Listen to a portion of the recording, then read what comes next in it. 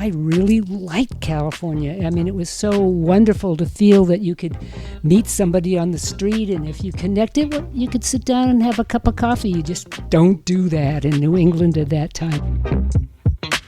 That was Mission Creek houseboat resident Ginny Stearns. I'm Jeff, and this is Storied San Francisco. Every week on this podcast, you'll hear from environmentalists, writers, photographers, and other San Franciscans, telling stories, sharing personal histories, and trying to put into words what makes this city so special. Welcome to episode 26, part 1. In this podcast, Jenny and her husband Bob Isaacson talk about growing up and moving to San Francisco, respectively. Bob went to UC Berkeley for engineering, while Jenny was an artist. She first lived up the coast in Mendocino before moving to San Francisco in the early 80s. They talk about their various efforts to preserve and protect the environment around Mission Creek amid mass development, as well as some of the other art and engineering work they've done. Quick side note, I didn't have a mic of my own for this recording, so I'm there, but a little quieter than the guests this time. Here's Bob and Jenny. I was born in Brooklyn, New York, Flatbush, yeah. I've heard of it. Wow. So you must have spent a good chunk of the early part of your life. 18. I moved out at 18. My dad moved to Stockton from New York, so the family, we all moved out, and I was 18. My father changed his name to Saxon from Isaacson, and then I changed mine back after a while. What prompted that name change for your dad? Well, he said it was an easier name for people to know. He was an attorney, but it was back then. Being Jewish in New York meant you were kind of a subcaste, and that's really what it was for him. Okay. And it wasn't that for me. So yeah. That was my born name. That's what I wanted to be. Yeah, I went to Cal. Well, I started out, I went to Stockton College for a semester or a year, I forget, and then I went to Reed College for a couple of years, and then I finished up at Cal. I got an engineering degree, a bachelor's in engineering at Cal. So when we were in Stockton, I was just there for half a year. I was really traveling the rest of the time. What was Berkeley like back then? Much like it is now, yeah. Many fewer people for sure, but it was basically a very urban place. So that would have been the 50s. Yeah. I was born in 30, so the middle 50s. Yeah. Okay, so before Berkeley became hippie and the student movement and all that, you were there well before that. No, it was during that. That was all going on. Oh, okay. Yeah. Oh, yeah. It's been a long time. Yeah. So then, do you remember the first time you came to San Francisco? When I was in Stockton, living in Stockton, I went to, I had an aunt and an uncle who helped me get into the Maritime Union as a permittee. So I was able to get get on a coastwise boats as a seaman. And did you like San Francisco? Oh yeah, oh yeah. So this also would have been in the 50s? In the mid-50s, yeah. I got a tattoo on my shoulder. I've got an anchor on my left shoulder. That you got here in the city? That I got here in San Francisco, yes. Yeah. There's got to be some meaning behind that. Yeah, well, I was shipping out on the Merchant Marine, so I was getting ready for that, so I thought that would be appropriate. I grew up outside of Boston in a very nice upper middle class suburb, which was very pleasant and very boring. Upper middle class. Which one? Winchester, okay. Near Lexington and Concord, and so it had it was very nice to be in a very pleasant place, but I was happy to leave, and so after college, I went to Oberlin in Ohio, and I had a boyfriend who was from Berkeley, and whenever we were talking about things, he said, yeah, but in Berkeley there, in California, it's different. Okay, I guess I better check this place out. So What year would that be? 68. Okay. Oh. Yeah, right in the middle of it. So I really liked California. I mean, it was so wonderful to feel that you could meet somebody on the street, and if you connected, you could sit down and have a cup of coffee. You just don't do that in New England at that time. Everybody, you have to be introduced, and I even discovered that when I went back to, I was walking through Harvard Square, and I noticed that at the point just before eye contact, people would avert their eyes. At first I felt like, gee, what do I look like, a dish rag or something? But it is just, you just don't allow that at that time there. So it was wonderful to be in California. I got connected with the Ecology Center. I learned some skills there. And then I wound up in the Mendocino coast. And I ran a little tiny little natural foods cafe, which started a whole life for me there. And What town was that? in Little River, just south of Mendocino.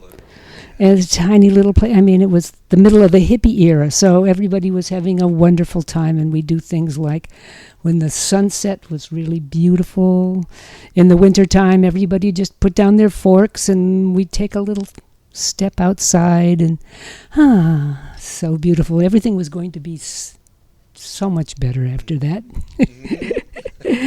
So I wound up building a house, doing the Nouveau Frontier trip. You buy land, you build a house up there, yeah. And so that, of course, took much, much longer, and it was way more difficult. But as an artist, it gave me a lot of skills, working with all different kinds of building materials and tools.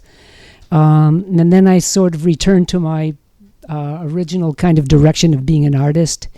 And so it was a wonderful time up there, but it also is a very tiny town. And so I wound up moving back down to the Bay Area where there were more artistic outlets. And so living in the city. So I really enjoyed, I realized I needed much more than a tiny town where you ask another artist, well, how's your work going? Well, my truck broke down. So it was really nice to be out of there. More was going on.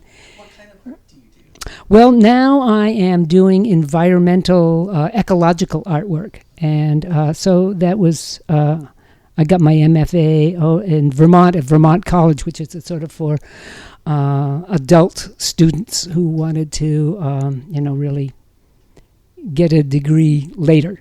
And that was great because then I put together my artistic and environmental interests. And so the creek was a perfect place to be because then I had all kinds, nothing was going on down here. So I did some projects in the water, some bird perches. I have a floating wildlife island off the back of my boat here. And and I went on and did some things with, I fell in love with my compost pile and started making some giant fabric creatures like a 16-foot pink velvet earthworm. And so, just to sort of awaken people to these marvelous creatures. And then through our daughter Maylee, who needed to do a science project, we discovered there was a whole forest of amazing invertebrates living on our boats and floats. So I thought, wow. So I moved right on. I made a satin mussel with all this beautiful satin lining, a sea squirt 6 feet tall. Yeah, right. That's why I thought I should make one. Yeah, so, and that group of work was called It Came From Under the Dock.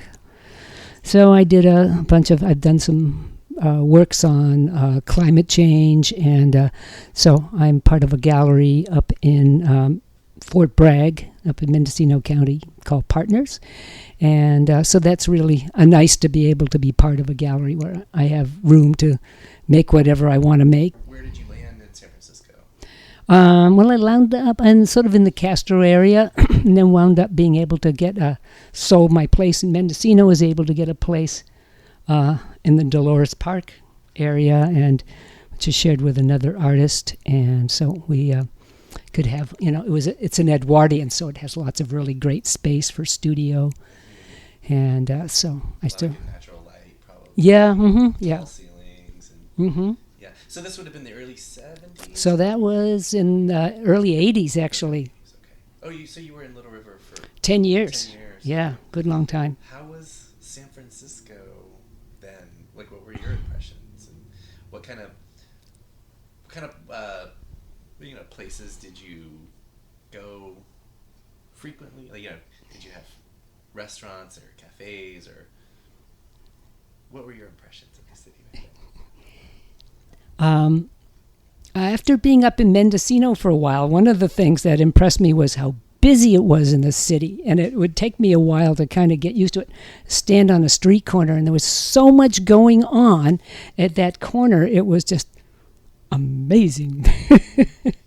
But let's see. So, doing artwork, I was part of the Kala Institute over in Berkeley that does printmaking, so I met a lot of people through there. And then I got tired of printmaking and tore up all my old prints and made them into collages, and eventually got into sculpture. So I've been in sculpture for quite a while. So, some of the art world. Were you involved with Soma Arts and Jack Davis at all?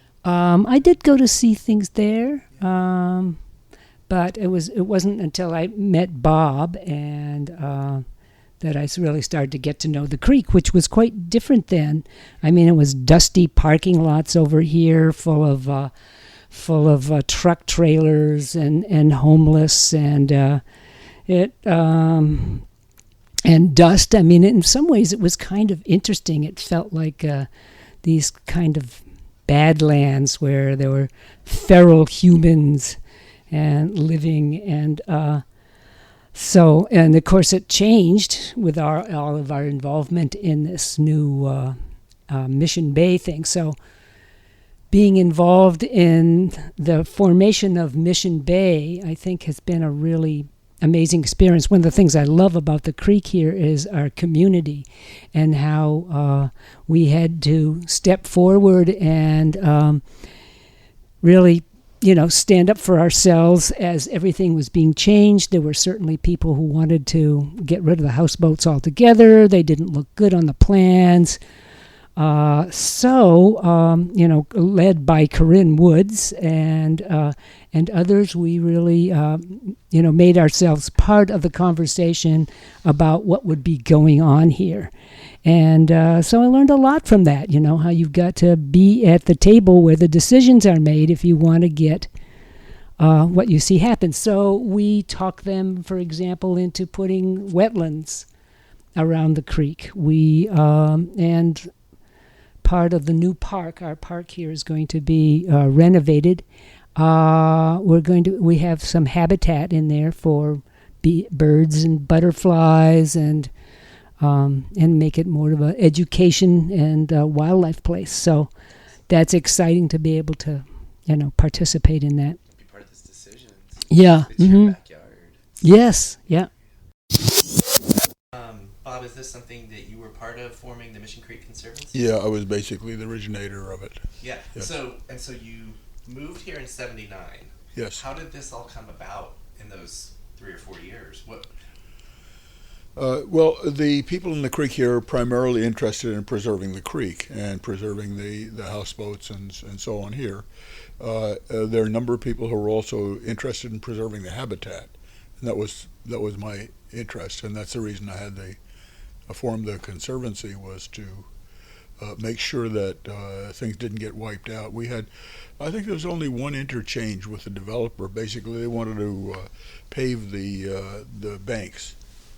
It would be easier to maintain that way, and I put a quarter-page ad or something like that in the Chronicle to not do it, to have them not do it, and they backed off, and it was a stupid idea in the first place. And but the idea was to preserve the habitat. It's beautiful. We have all sorts of. We don't have the pictures of them here. I had some of the great egrets and great blue herons, and just beautiful wildlife that are here and should be preserved. So you said you got an engineering degree? Yeah, I'm a registered civil engineer. I worked for the redevelopment agency here. I was going to ask, what kind of work you were doing at the time? I was a project engineer, so building things. I started out at Hunters Point. There's housing that was provided by the city for people. I forget what the name of it is. Anyway, we converted some of that into rental housing. Okay. I did that at Hunters Point, and then I was project engineer for the South Beach project down here. We built a harbor. Oh. I was project engineer for the South Beach harbor, and for the it was very nice. In fact, I was the only project engineer for the entire project, and the streets. We built the streets, which of course are now all full of housing and stuff like that. So that was my job for the agency. I loved it. I loved building things, and that's what I did. Did you always have a mind for preservation at the same time? Because there's development, but not all developers have that awareness that we can develop, but we have to be mindful of the habitat and the nature, the plants and the animals and the water. Yeah. For that, it's a kind of a real, the South Beach Harbor has a pier that you can walk right out to the end of it. The original design didn't call for connecting it to the bank, and I had it connected, and so there are benches on the side so people can walk out there. I think I've been out there. Yeah. I like it. Yeah, it's not. Thank you. Yeah. Yeah, you're welcome. It's quite nice. Yeah. It's so. As a project engineer, I love to do that. I had a few opportunities like that, not many, but I love to do that. Make it people habitable. That was Bob Isaacson and Ginny Stearns. Join us Thursday when we'll hear more stories from Bob and Jenny. Music for the podcast is by Otis McDonald. Film photography is by Michelle Kilfeather. Please follow us on Facebook, Twitter, and Instagram to learn about some of the stuff we do besides this podcast. Find the 70-plus episodes on our website, storiedsf.com, and wherever you listen to podcasts. If that happens to be Apple Podcasts and you have a minute to spare, please rate and review the show for us. Send comments or suggestions to storiedsf@gmail.com. Thanks for listening.